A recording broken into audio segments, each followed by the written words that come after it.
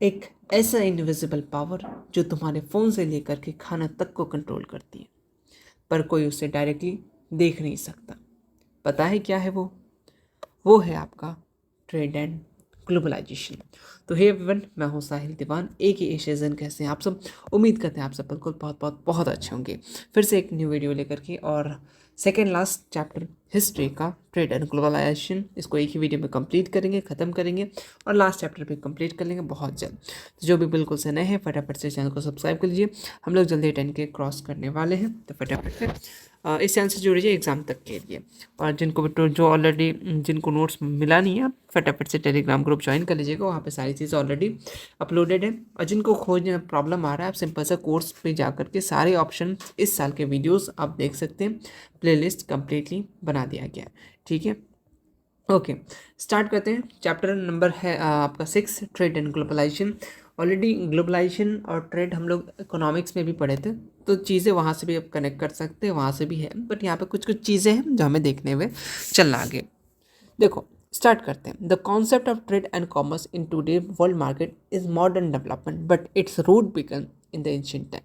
आज जो हम लोग ट्रेड करते हैं, ठीक है, बहुत व्यापार करते हैं वर्ल्ड मार्केट में, मॉडर्न डेवलपमेंट है बहुत सारा, लेकिन इसका रूट ऐसा नहीं कि हाल ही में स्टार्ट हुआ, इसका स्टार्टिंग बहुत पहले से, एंशिएंट टाइम से है।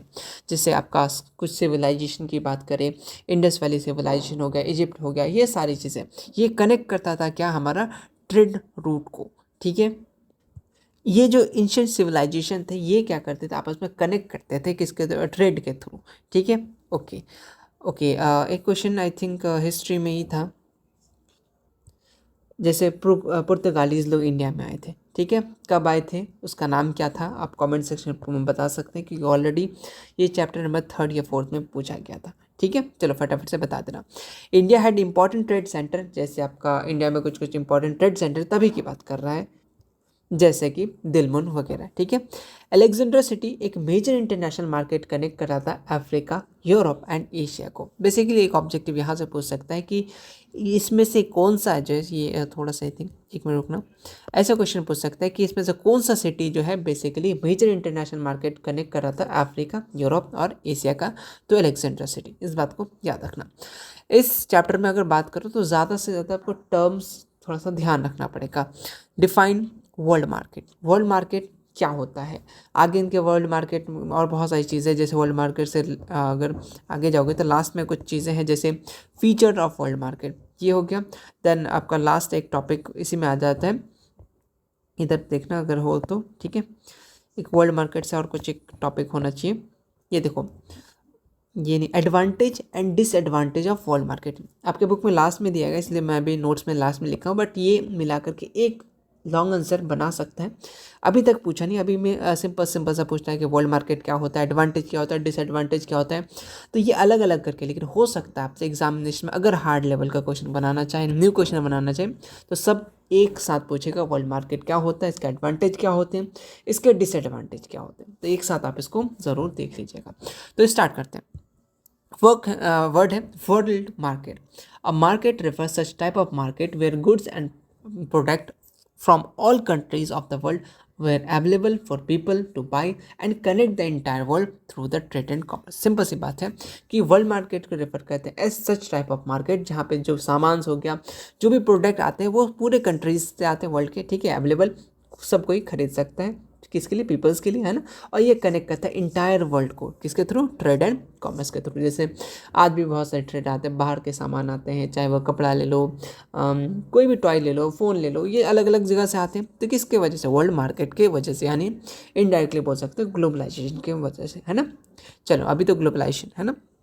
एग्जाम्पल के लिए तभी की बात करें, ये थोड़ा सा हाईलाइट कर दें, मुंबई की बात करें, एक इकोनॉमिकल कैपिटल ऑफ इंडिया, है ना। एग्जाम्पल है ये कि हमारा वर्ल्ड मार्केट का, जहाँ पे बहुत सारे सामान आते हैं दुनिया के, अलग अलग जगह से आते हैं, एग्जाम्पल के तौर पे, ठीक है। अभी भी आपके घर पे आते हैं बहुत सारे सामान, देखोगे कोई मेड इन चाइना है, जापान है, बहुत सारी चीज़ें, तो ये किसके कारण हुआ? वर्ल्ड मार्केट के कारण से हुआ।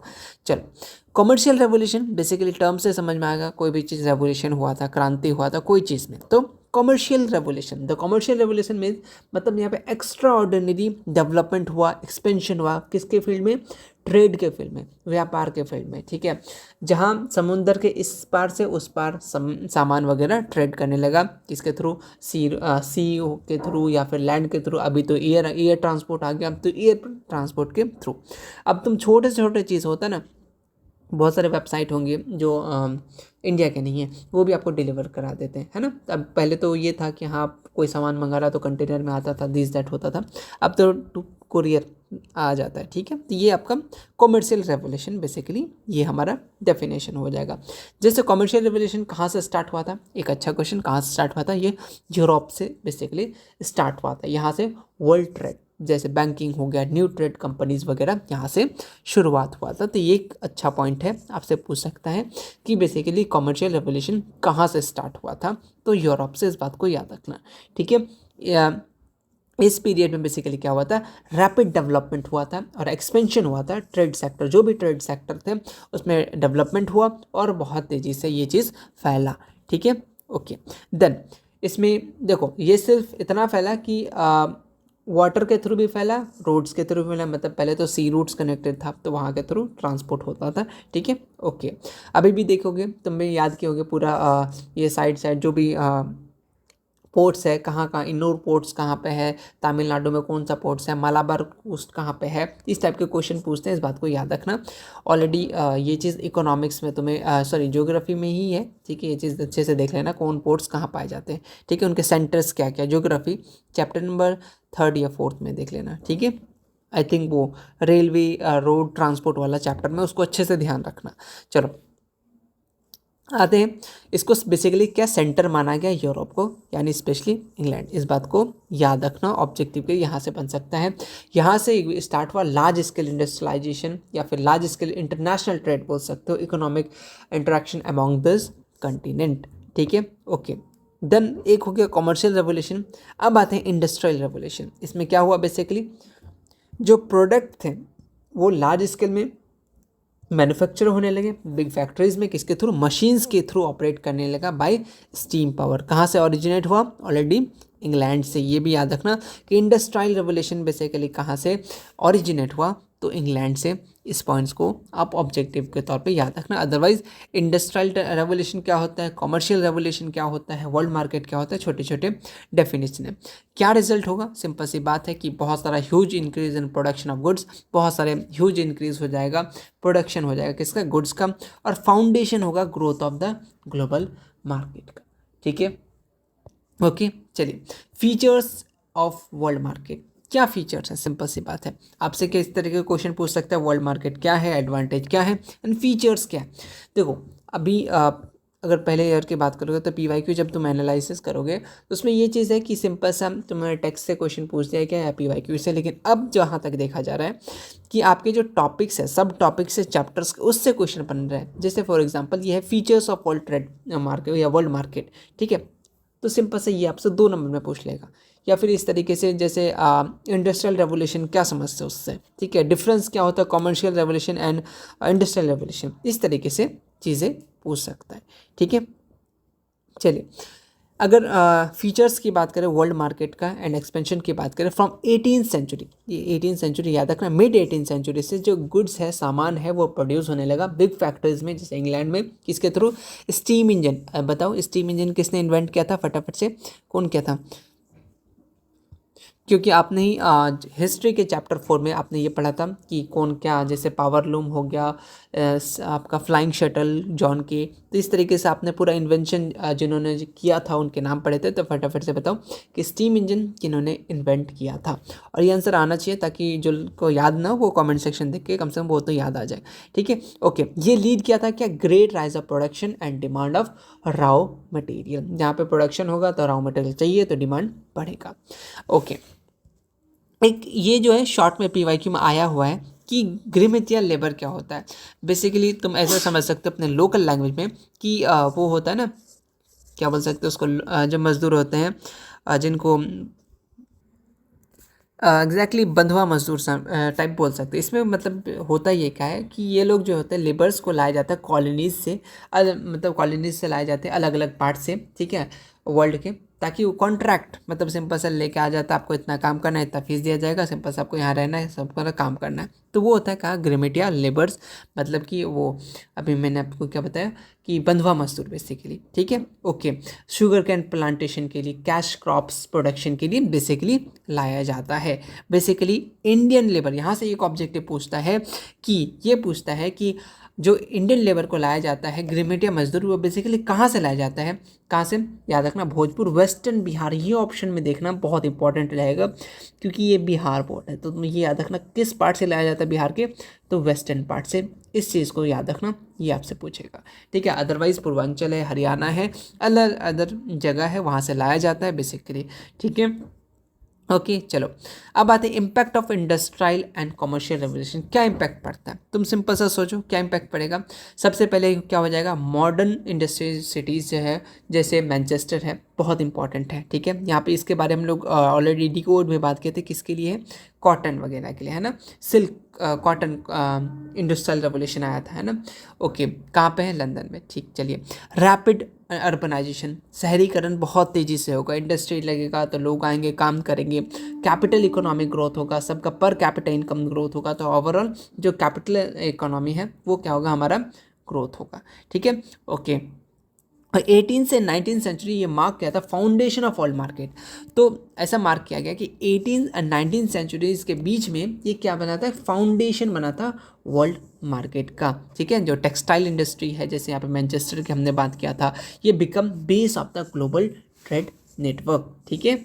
ओके, देन नेक्स्ट टॉपिक है इम्पेरियलिज्म। ये डेफिनेशन आप थोड़ा बहुत ध्यान रखिएगा, शॉर्ट में आंसर में पूछा जाएगा। बेसिकली इसमें इम्पेरियलिज्म मतलब ये होता है जब कोई पावरफुल, जैसे यूरोपियन कंट्री है, बेसिकली कोई भी टेरिटरी वो जीतने के बाद, जैसे एशिया का, अफ्रीका का, तो अपना वो क्या करता है, मिलिट्री पावर का इस्तेमाल करके, मिलिट्री फोर्स का इस्तेमाल करके उस पर क्या करता है, डायरेक्ट कंट्रोल करने लगता है। उनका एम सिंपल सा ये होता है कि जहाँ पे वो उन्होंने कब्जा किया उससे जितना भी गेन कर सके, चाहे वो रॉ मटेरियल हो, मार्केट हो, उस रीजन का, ताकि उनको क्या हो सके, फ़ायदा हो सके, उसको हम लोग क्या बोलेंगे, एम्पायरिज्म। बेसिकली एक पावरफुल कंट्री आएगा, आप पे राज करेगा, ठीक है। फॉर एग्जांपल ब्रिटिश ले लो, ठीक है। बेसिकली क्या किया, इंडिया पे आया, ठीक है, कब्जा किया, फिर जितने भी यहाँ के रॉ मटेरियल है, पहले सोने की चिड़िया बोला जाता था हमारे देश को, तो जितने भी चीज़ें हैं वो एक्सपोर्ट करके अपना देश भेज दिया। तो इसी को हम लोग क्या बोलते हैं, एम्पायरिज्म। इसको आप अच्छे से टर्म को याद रखिएगा, ठीक है। नेक्स्ट आते हैं expansion of industrial revolution and labour migration. किस तरीके से एक्सपेंशन हुआ इंडस्ट्रियल रेवोल्यूशन का, और लेबर जो है वो माइग्रेशन स्टार्ट करें, माइग्रेट करना, एक जगह से दूसरी जगह जाना स्टार्ट कर दिया, उसके बारे में चीज़ें थोड़ा सा दिया गया। With the industrial revolution market expand world wide. जब इंडस्ट्रियल रेवोल्यूशन हुआ तो मार्केट धीरे धीरे क्या बढ़ने लगा, एक्सपेंड होने लगा वर्ल्ड वाइड, ठीक है। जैसे यूरोप स्पेशली, है ना, ये क्या करने लगा, गुड्स लार्ज फैक्ट्रीज में और नीडेड रॉ मटेरियल। जब बहुत लार्ज अमाउंट में चीज़ें बनने लगे तो रॉ मटेरियल तो चाहिए, तो यहाँ पे क्या चाहिए, टू मीट दिस डिमांड, उसके लिए क्या चाहिए, हम लोग को लेबर चाहिए, है ना, मजदूर चाहिए। ऐसा अभी तो मशीन आया, पहले तो मजदूर थे, तो बेसिकली उनको अलग अलग जगह से लाया जाता था कॉन्ट्रैक्ट में, हाँ तुम मेरा इतना काम करोगे, दिन भर में आपको इतना काम होगा, आपको इतना सैलरी देंगे, वगैरह वगैरह करके उनको लाया जाता था बेसिकली, है ना। जैसे आपको एग्जांपल ऑलरेडी बताया, शुगर केन, टी, तंबाकू वगैरह के लिए बेसिकली प्रोडक्शन के लिए लाया जाता था। अभी भी इंडिया के बहुत सारे फार्मर्स को ऑफ़र दिया जाता है कि हमारे देश में आइए, हमारे इसमें आप कल्टिवेट कीजिए, ठीक है। तो अभी भी ऑफ़र दिया जाता है, ठीक है। ओके, ये लेबर बेसिकली कहाँ से आते थे, इंडिया, अफ्रीका और एशिया से आते थे, ठीक है। ओके, ऑलरेडी मैंने ऑलरेडी बताया कि आपको एक याद रखना है कि वेस्टर्न बिहार के पार्ट से बेसिकली आपको ले जाया जाता था बेसिकली वर्कर्स को, ठीक है। Okay, then features of world market. क्या फीचर्स है वर्ल्ड मार्केट का, the world market grew to become a centre of all economic activity. पहला फीचर ये हो गया, ये ग्रो हुआ, क्या बना, ये सेंटर बन गया ऑल इकोनॉमिक एक्टिविटीज़ का, ठीक है। Then different country become dependent on each other raw material, market and manufacturing goods. For example यहाँ पे देखो, अगर अभी क्या हो गया, हम लोग सब एक दूसरे देश पे क्या हो गया, डिपेंड हो गए, ठीक है, रॉ मटेरियल्स के लिए। अगर तुम्हारे कुछ देश में नहीं है तो तुम दूसरे देश से खरीद लेते हो। इससे क्या होता है, हम लोग क्या बनाए रखते हैं, शांति बनाए रखते हैं कि हाँ उनसे हमको ये मटेरियल लेना है, ये चीज़ हम लोग को आता है। जैसे ऑयल एक्सपोर्ट होता है सऊदी अरब या अलग अलग जगह से, ईरान वगैरह से ऑयल आता है, तो हम लोग एक दूसरे से शांति बनाए रखते हैं कि वरना अभी लूटपाट होते रहता है ना, आज ये देश उस देश पे हमला किया, वो देश उस देश पे हमला किया, तो ये चलते रहता।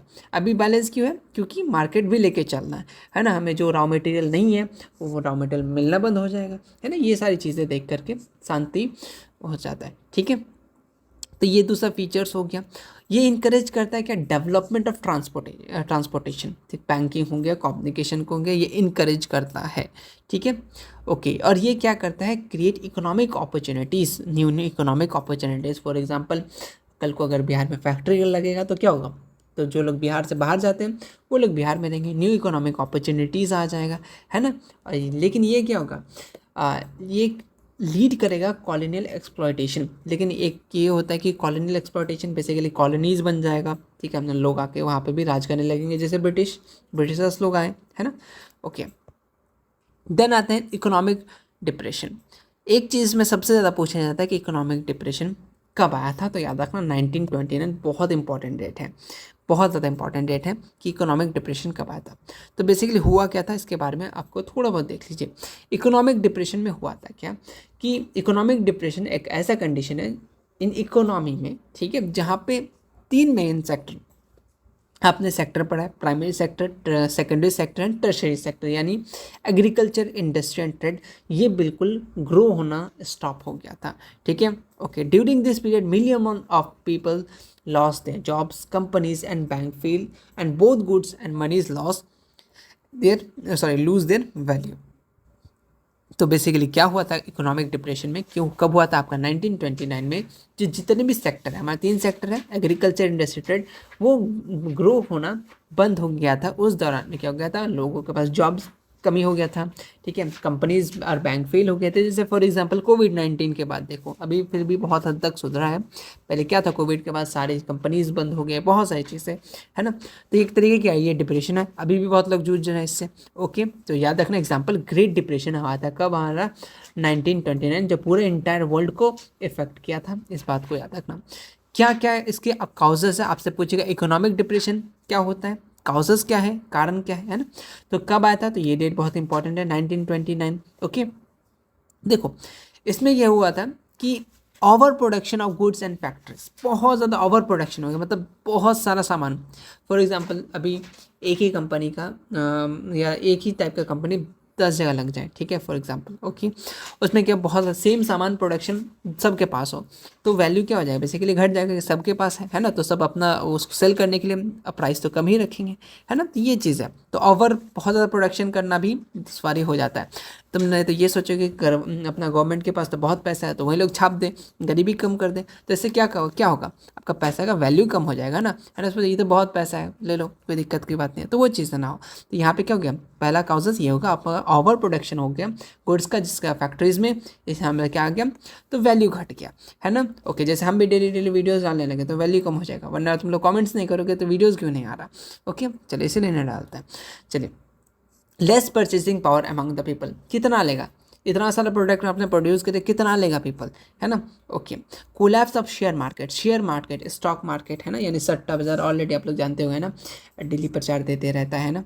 तो वो बेसिकली वो क्या हो गया था, कोलैप्स कर गया था, ओके।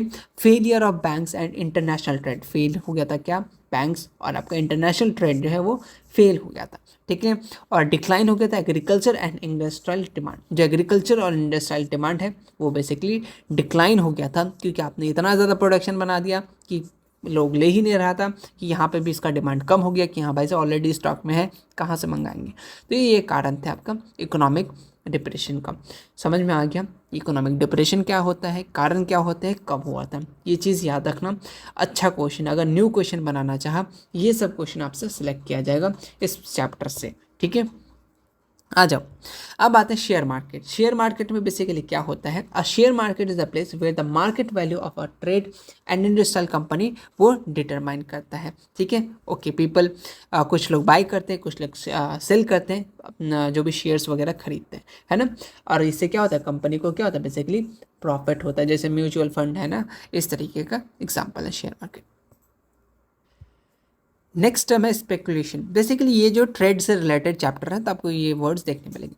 होता है इसमें क्या है कि इसका मतलब ये होता है investing money in a company share hoping that their value will be increase so that we can sold later at a higher price. Simple सा ये चीज़ आप लोग नॉर्मली समझ सकते हो।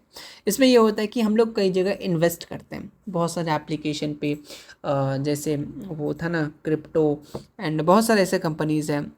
अभी भी एड्स वगैरह तुम्हारे वीडियोस, हमारे वीडियोस जब स्टार्ट होते होंगे तो एड्स देखने मिलता होगा, है ना। तो हम लोग क्या करते हैं, उसमें इन्वेस्ट करते हैं, बहुत सारे गेमिंग में, बहुत सारे फील्ड में, है ना, अलग अलग फील्ड में इन्वेस्ट कर देते हैं, कंपनीज़ में शेयर खरीद लेते हैं। हम लोग ये होप करते हैं कि इसका जो वैल्यूज़ है कुछ दिन बाद इंक्रीज़ हो जाएगा, उससे क्या, और बाद में उसको हम लोग सेल कर देंगे और हम लोग को हायर प्रॉफिट होगा। ठीक है, लेकिन ये क्या है, रिस्क है ना। ऑलरेडी जैसे ड्रीम 11 पैसा लगा देते हो, वो भी क्या एक तरीके का ये भी हुआ है ना, पैसा लगाने के लिए, डबल करने के लिए, बट होता नहीं, कभी कभी हो जाता है। ठीक है, एक तरीके का ये क्या है, शेयर, बेसिकली ये शेयर मार्केट से रिलेटेड है। ठीक है, ओके। इन रियल देखोगे बहुत जगह क्या होता है, ज़मीन को खरीद के रख लिया जाता है, आज नहीं 10 साल बाद बेच देंगे, तो एक तरीके का ये भी हुआ। ठीक है, लेकिन फिर भी ज़मीन, और अभी जैसे पेटीएम वगैरह इस्तेमाल करते हो उसमें गोल्ड खरीदने का ऑप्शन देता है, तो ये भी क्या इस तरीके की स्पेकुलेशन हो गया एग्जाम्पल में। ठीक है, ओके। पेटीएम को अब हर जगह वही गोल्ड में इन्वेस्ट कीजिए, देश में इन्वेस्ट कीजिए, है ना, सब लोग आपका प्रचार कराएंगे, तो वही है स्पेकुलेशन। ठीक है, ओके। नेक्स्ट टॉपिक आपका, नेक्स्ट टर्म है प्रोटेक्शनिज्म। इसमें बेसिकली हम लोग क्या करते हैं, एक ऐसा पॉलिसी अडॉप्ट करते हैं कंट्री में ताकि प्रोटेक्ट कर सके इसको, अपनी इंडस्ट्रीज़ को, किससे, फॉरेन कंपटीशन से। ठीक है, okay. Under this policy higher taxes are placed for foreign goods so that local product do not suffer losses. Simple सी बात है कि बाहर के कंपनी, फॉर एग्जांपल अभी इंडिया में कोई टॉय बनता है तो उसका प्राइस तुम देखोगे ज़्यादा होता है। ठीक है, ठीक है, और बाहर के कंपनीज, टॉय छोड़ दो, कपड़ा ले लो, इंडिया का जो सूती कपड़ा होता है वो थोड़ा महंगा होता है, लेकिन बाहर के जो कपड़े आते हैं वो उनका प्राइस सस्ता होता है, और हम लोग क्या देखेंगे, जो सस्ता वही ले लेते हैं, है ना। तो उसको बचाने के लिए, यानी यहाँ के जो अपने कंट्री का जो चीज़ें बनाया गया है उनको लॉस ना हो, इसलिए ये बेसिकली पॉलिसी अडॉप्ट किया जाता है कि अगर कोई फॉरेन कंपनीज अपने सामान लेके आएंगे तो उनको क्या देना होगा, इम्पोर्ट टैक्स देना होगा, ताकि इधर से भी थोड़ा बहुत बराबर कर लिया जाए, वरना वो लोग सामान लेके आएंगे सस्ता में, बेच के चले जाएंगे, और क्या हो जाएगा, यहाँ पे हमारा नुकसान हो जाएगा। इसीलिए ये बेसिकली पॉलिसी को अडॉप्ट करता है। ठीक है, ओके। ये टॉपिक बहुत इंपॉर्टेंट है, न्यू डील। एक चीज़ अगर तुम्हें याद हो, न्यू डील अगर नाम सुना सुना लग रहा हो, एक आपका वो भी दिया था chapter number 2 socialism and communism में, आपने न्यू डील के पढ़ा था, है ना। वहाँ पे कौन दिया था, लेनिन ने दिया था, बट ये न्यू डील दूसरा न्यू डील है, इसके बारे में हम लोग देखते हैं। ठीक है, आ जाता हूँ। The New Deal was welfare policy that introduced new economic, political and administrative measure to recover the Great depression. जो ग्रेट डिप्रेशन हुआ, अभी हमने ग्रेट डिप्रेशन 1929 के बात कर रहे थे, है ना, तो उससे उभरने के लिए, यानी एक न्यू पॉलिसी लाए, एक वेलफेयर पॉलिसी ले इंट्रोड्यूस किए, ताकि इकोनॉमिक में पॉलिटिकल इन्वेस्टेशन मेजर करने के लिए, किसके लिए, हमारा जो ग्रेट डिप्रेशन है उसको दूर करने के लिए, बेसिकली हम लोग इम्प्रूव करने का एम्प्लॉयमेंट अपॉर्चुनिटी, और स्टेबलाइज करें इकोनॉमी को, और प्रोवाइड करें क्या, वेलफेयर या फिर जॉब दे सके लोगों को। इसको कौन बेसिकली इंट्रोड्यूस किया गया था, फ्रैंकलिन, याद रखना, रोजवेल्ट, ये प्रेसिडेंट थे यूएस के, बहुत इंपॉर्टेंट है ये क्वेश्चन, आपको ऑब्जेक्टिव में पूछा जाएगा कि हु इंट्रोड्यूस न्यू डील। ठीक है, याद रखना। और अच्छा, वो जो लेनिन दिया था वहाँ पे ऑप्शन में रहेगा, तो टेंशन मत लेना, अगर वो रहा तो ये नहीं देगा। ठीक है, ओके, चलिए अब आते हैं डिक्टेटरशिप क्या होता है। डिक्टेटरशिप नाम बहुत सुने होंगे, है ना। इसमें बेसिकली क्या होता है, dictatorship is a political system where all the power are concentrated at hand of single person. Basically ऐसा है, एग्जाम्पल तुम्हारे दिमाग में आ गया है क्या, गलत सोचे हो। देखो बेसिकली डिक्टेटरशिप होता क्या है कि एक सिंगल इंसान होता है, उसी के हाथ में सारे पावर होता है। फॉर एग्जांपल राजा है ना, उसके हाथ में सारा पावर होता है, ठीक है।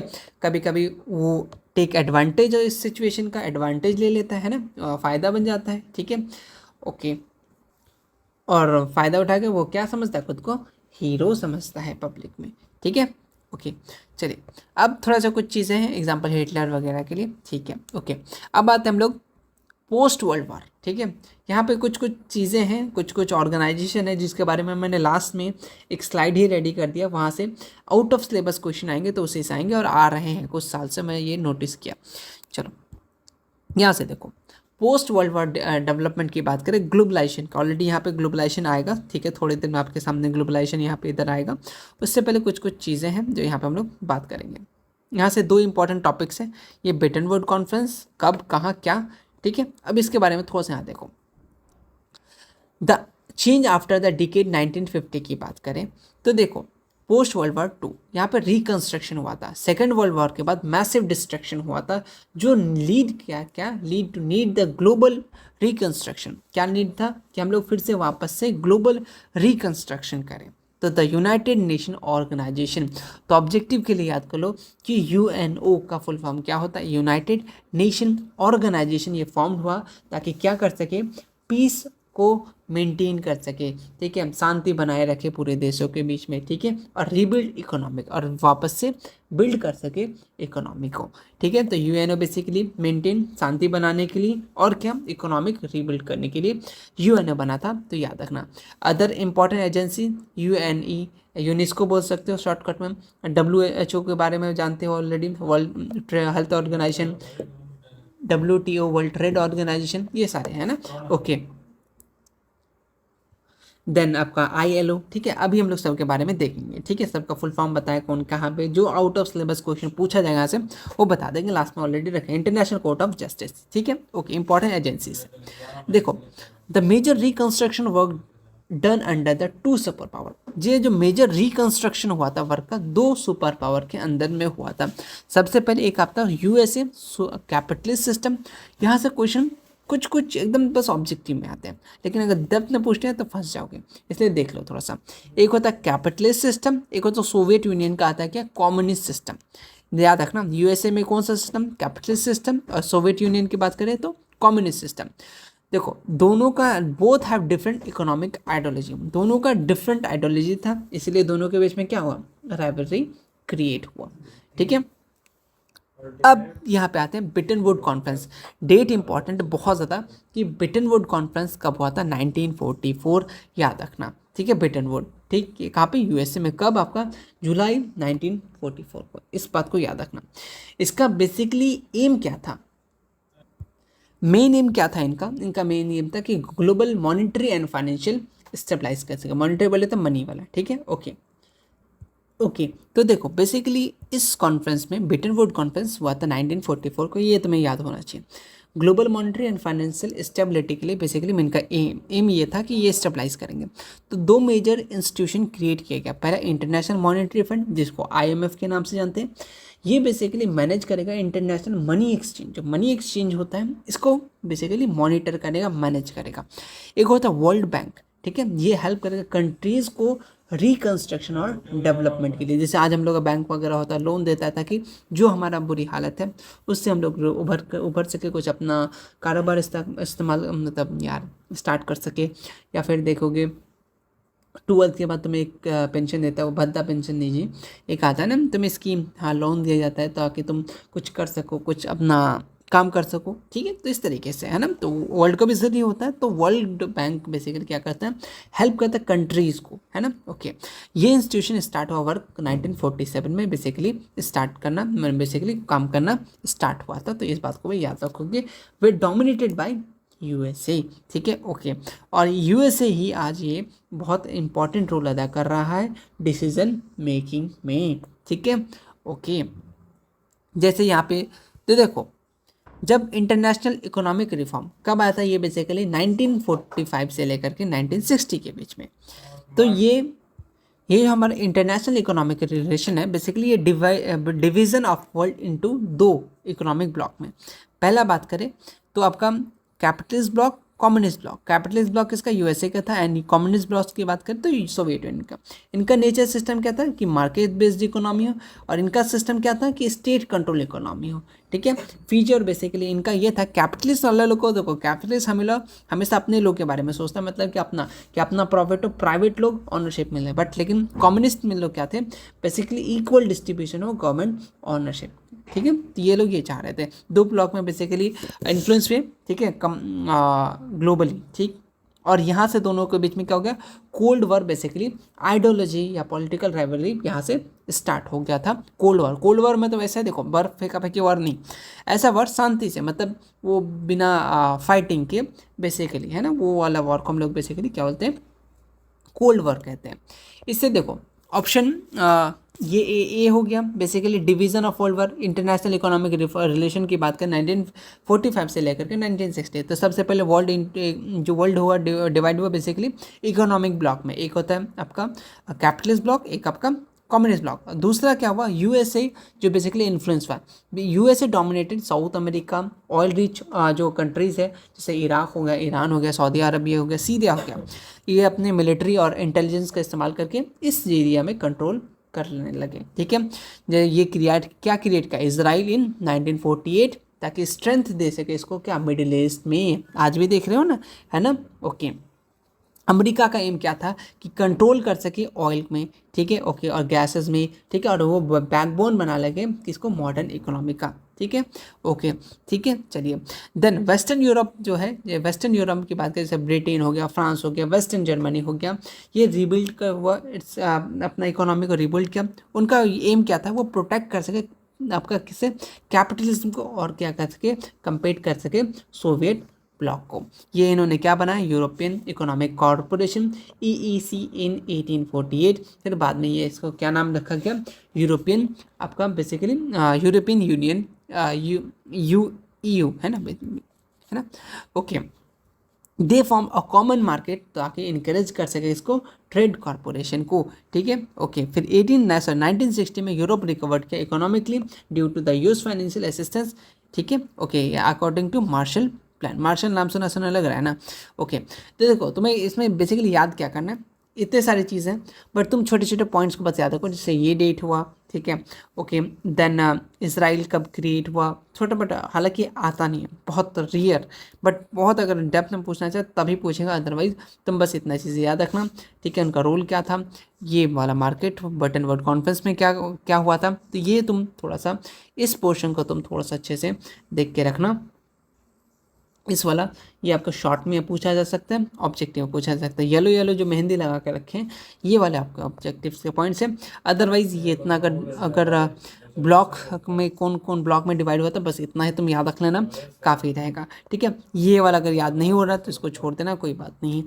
अब बात है ग्लोबलाइजेशन का मतलब तुम समझ ही रहे हो, ऐसा प्रोसेस जहाँ पे जितने भी एरिया है, ठीक है, इकोनॉमिक, कल्चर, सोशल, वो बिकन इंटरनेशनल, बेसिकली वो कनेक्ट कर सके, है ना, सब पार्ट कनेक्ट हो सके, वर्ल्ड टुगेदर वहाँ मार्केट कर सके, एक सिंगल विलेज, बिग विलेज बनाने का, है ना, ओके। जैसे गुड्स हो गया, सर्विसेज हो गया, ये idea flow freely across the country due to the globalization. Already globalization का डेफिनेशन तुम्हें ऑलरेडी याद की हो तो कॉपी पेस्ट यहीं पे कर देना, उतना ज़्यादा टेंशन की बात नहीं है। After 1991 the modern phase of globalization की बात करें तो after the fall of Soviet Union in 1991, जब सोवियत यूनियन फॉल हुआ तो कैपिटलिस्ट वापस से डोमिनेंट होने लगे, ठीक है।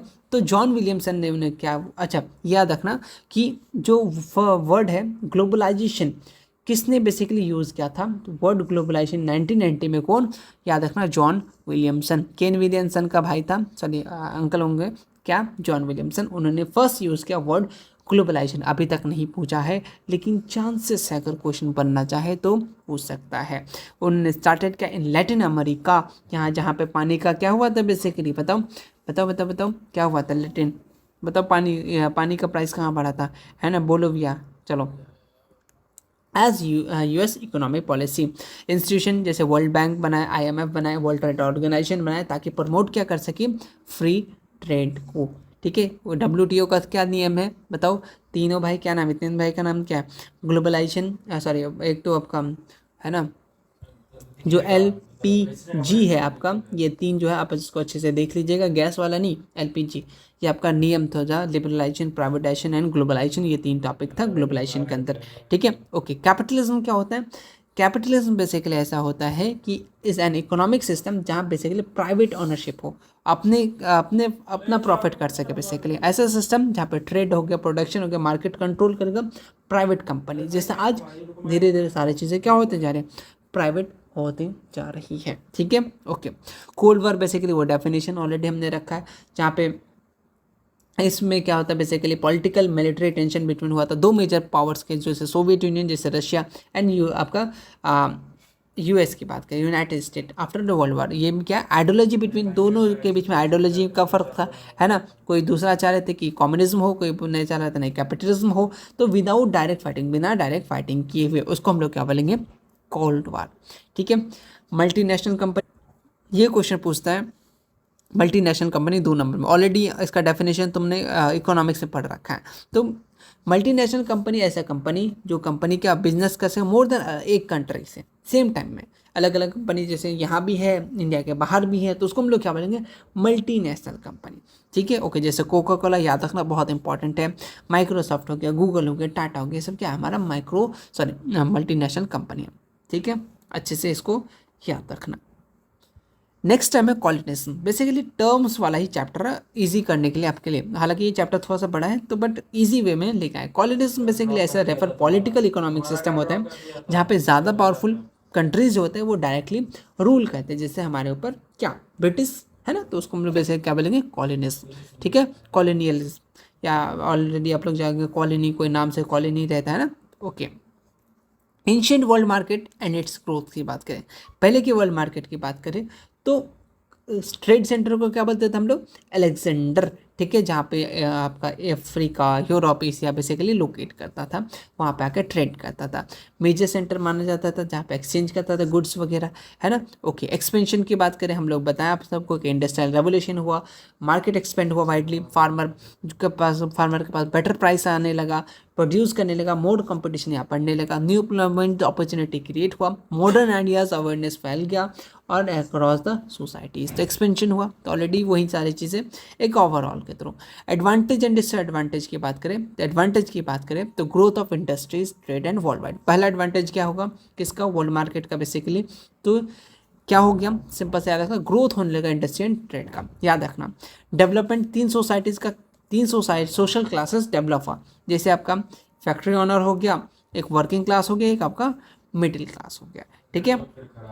मॉडर्न बैंकिंग, रेलवेज वगैरह भी डेवलप होने लगा, शिपिंग वगैरह डेवलप होने लगा, न्यू प्रोडक्शन इंक्रीज हो गया, जैसे क्रॉप्स वगैरह होगा, शुगर कैन, कॉफ़ी वगैरह, है ना। कॉलोनियल कंट्रीज जैसे इंडिया ऑल्सो ज्वाइन करने लगा क्या, ग्लोबल इकोनॉमी, ठीक है। Expansion of new technology, steam engine आ गया, टेलीग्राफ आ गया, एंड आपका अब जैसे स्नैपचैट आ गया, टेलीग्राम आ गया। तो पहले की बात करें तो स्टीम इंजन, टेलीग्राफ हो गया, स्टीम शिप वगैरह आने लगा। बिटवीन 1820 से लेकर 1814 की बात करें तो वर्ल्ड ट्रेड जो होता है इंक्रीज किया था, 4 टाइम इंक्रीज किया था, जहाँ 60% वर्ल्ड ट्रेड कंट्रोल किया था इंडस्ट्रियलाइजेशन कंट्री जैसे इंग्लैंड, फ्रांस एंड जर्मनी। लेकिन डिसएडवांटेज क्या हो गया, इम्पेरियलिज्म होने लगा, मतलब कि एक पावरफुल कंट्री जाकर के वहाँ पर राज करने लगा, कंट्रोल करने लगा, उसका रॉ मटेरियल इधर से उधर ट्रांसपोर्ट करने लगा और अपने अपने अंडर कंट्रोल करने लगा, कॉलोनियल कंट्रोल लगा दिया, है ना। ओके, एग्रीकल्चर देखो एडवांस होने लगा, तो ये क्या होगा, एग्रीकल्चर का डिक्लाइन होने लगा, छोटे छोटे स्मॉल स्केल इंडस्ट्री है, कॉटन इंडस्ट्री है, वो भी बंद हो गया। एज इट इज़ तुम ग्लोबलाइजेशन का नेगेटिव इम्पैक्ट इसको बोल सकते हो, है ना। ओके, और यहाँ से धीरे धीरे क्या फेमाइन फैलने लगा, हंगर, भूखे रहने लगे लोग, ठीक है, बहुत ज़्यादा उनका एक्सप्लॉयटेशन करने लगा, ठीक है, किसके द्वारा, पावरफुल पीपल लोगों के द्वारा, ठीक है। ओके, कंपटीशन बढ़ने लगा हर एक अलग अलग जगह में, इससे क्या राइवलरी क्रिएट होने लगा, ठीक है। देन ग्लोबलाइजेशन लाइवलीहुड रिलेशनशिप की बात करें, आपका रिलेशनशिप नहीं, फिलहाल बात करें ग्लोबलाइजेशन एंड लाइवलीहुड रिलेशनशिप क्या होता है। At the end of cold world war economic power become more important than military power, ठीक है। एंड हो गया कोल्ड वार का, तो इकोनॉमिक पावर जो है तो वो ज़्यादा इंपॉर्टेंट हो गया मिलिट्री पावर से। क्यों? 1991 क्या आया था? 1991 में इकोनॉमिक रिफॉर्म आया था, है ना, जहाँ पे हर सेक्टर रैपिडली ग्रो हुआ था over the world, generating new mean of livelihood, जैसे ट्रांसपोर्टेशन सर्विस हो गया, बैंकिंग हो गया, कम्युनिकेशन IT फील्ड हो गया, hostel hotel restaurant shopping mall, ये सारी चीज़ें आपका क्या होने लगा, बनने लगा, खुलने लगा। इससे क्या होगा? हमारा ग्रोथ होने लगा बेसिकली, है ना। ओके, ये बेसिकली आपका चैप्टर्स में थे। अब कुछ आउट ऑफ सिलेबस चीज़ें जो आपको बस याद करना है, एक बार देख लेना। G8 आपके बारे में आपकी बुक में बस मेंशन है, बट मैं तुम्हें बता रहा हूँ इसमें याद क्या क्या करना। G8 में बेसिकली क्या है? ग्रुप 8। इसमें ये कब फॉर्म हुआ था? याद रखना 1975 को। हेडक्वार्टर कोई फिक्स नहीं होता है ना, याद रखना। लेकिन मेंबर कभी कभी बहुत हाईटेक पूछे तो मेंबर पूछेगा, तो अगर मन करे तो कर लेना, अदरवाइज मेरे ख्याल से तो नहीं पूछना चाहिए। बस कब फॉर्म हुआ था, उसका क्या है। और ये आप OPEC, OPEC, organisation of petrol exporting countries, OPEC याद रखना क्या होता है फुल फॉर्म, ओपेक। फॉर्म्ड कब हुआ? 1960 में। हेडक्वार्टर याद रखना वियना एंड यानी ऑस्ट्रिया, है ना। ओके, एशियन की बात करें, association of south east Asian nation, याद रखना ये इंपॉर्टेंट है। कब फॉर्म हुआ था आपका? 1967। कहाँ पे है बेसिकली हेडक्वार्टर?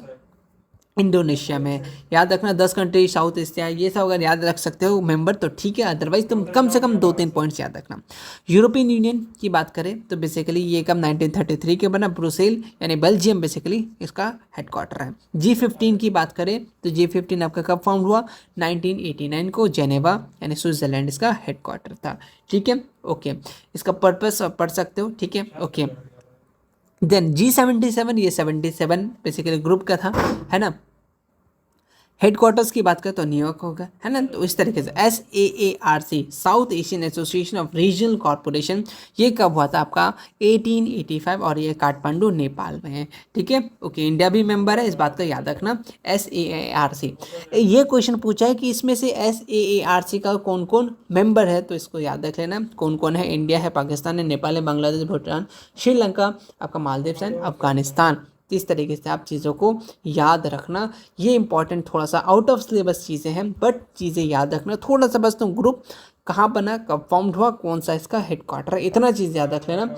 आई थिंक इससे बाहर बिहार बोर्ड नहीं जाएगा। तो ऑल ओवर हम लोग ये चैप्टर नंबर 6 भी कंप्लीट कर लिए आसान भाषा में। जितने चीज़ें बस इसमें डेफिनेशन था, छोटे छोटे चीज़ें थे, आप इसको देख लीजिएगा।